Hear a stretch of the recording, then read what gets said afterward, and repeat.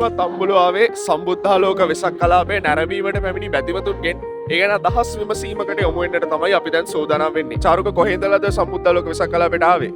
ගම්පොලේ ඉඳලා. ඔව්. ඉතින් චාරුකගෙන් අපි දැනගන්න කැමතියි මොනවද මේ වෙසක් කලාපේ සම්බන්ධයෙන් ඔබට දැනෙන දේ කියලා. මේ වගේ දෙයක් සාමාන්‍ය මෙහෙම දැන් මේ සංවිධානය කරලා තියෙන්නේ පළවෙනි වතාවට මේ පැත්තේ ගම්පල අම්බුලාව එක ගම්පල කෙනෙක් විදිහට ඉතින් ආඩම්බරයි දුර පැති වලින් පවා එනවා. ඒතකොට ගම්පල කෙනෙක් විදිහට ගොඩක් ආඩම්බරයි ඉතින්.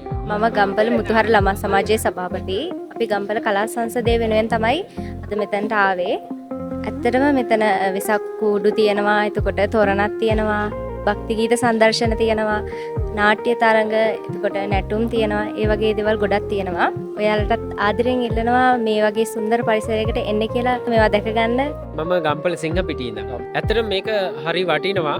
කලාවට සම්බන්ධ බොහෝ අයට මෙතන අතදීමක් වෙනවා. මොකද මේ සාමාන්‍යයෙන් පොදුවේ ගත්තහම මං හිතන්නේ කිසිම තැනක මේ වාගේ විවිධාංගීකරණයක් තියෙන දේවල් වෙලා නැහැ. අනිත් එක තමයි සීමාවක් නැහැ. ගම්පලට කියලා සීමා කරලා නැහැ මේවා. ඒ නිසා මං ආරාධනා කරනවා හැම කෙනෙකුටම එන්න ඇවිල්ලා මේ වෙසක් කලාපය තුල තියෙන දේවල් දැකගෙන අපි මේ කියන දේ ඇත්තද නැත්තද කියලා හැම කෙනෙකුටම බලා ගන්න පුළුවන්. මේ පාර කොහෙවත්ම දැක්කේ නැති විදිහට ලස්සන වෙසක් කලාපයක් මෙහි තිබුණා. අපිටත් හම්බුණා අවස්ථාවක් නර්තනයෙන් ඉදිරිපත් වෙන්න. ඇත්තටම සතුටුයි ගොඩක්. මොඩම ආරාධනා කරන්න එන්න කියලා බලන්න.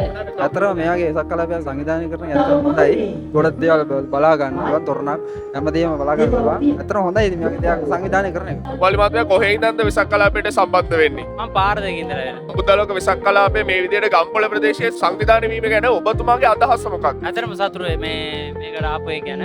ලස්සන තිබුණා. අපි කූඩු ටිකක් දැක්කා පල්ලෑ. ලස්සන තොරණක් තියෙනවා. අපි අනිත් කට්ටියත් කියනවා ඇවිල්ලා බලන්න කියලා. අම්බුලාව දැක ගන්න පළවෙනි අවස්ථාව අම්බුලාවට ආපු මට ලොකු අත්දැකීමක් ලැබුණා. මම යාළුවන්ටත් ආදරෙන් ගෞරවයෙන් ආරාධනා කරනවා ඇවිල්ලා බලලා යන්න කියලා. අම්බුලුවා